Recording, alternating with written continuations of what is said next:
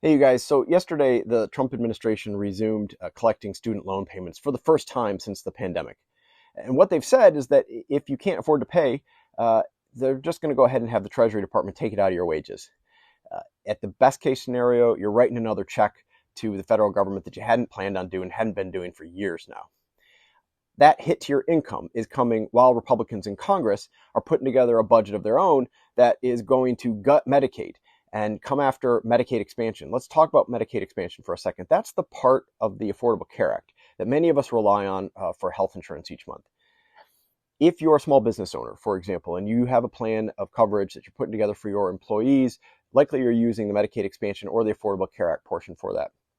Maybe you're an individual who's buying a little bit of health insurance on one of the local markets, just to tide yourself over a little bit in case you get into a big accident, God forbid, or a catastrophic illness you hadn't planned on being sick from. Medicaid expansion is helping you. In my own community in mid-Michigan, 60,000 families relying on Medicaid expansion each month. Republicans are coming for that. All of that is happening, of course, while the chaos of the Trump tariffs is starting to kick in, jacking up higher prices on everything from cars to car parts to basic goods and services. It's important to talk about all these things together because families are going to be experiencing all these things together when it comes to their bottom line. Potential new payments on those old loans, higher prices on cars, car parts, just trying to get your car fixed if you need to.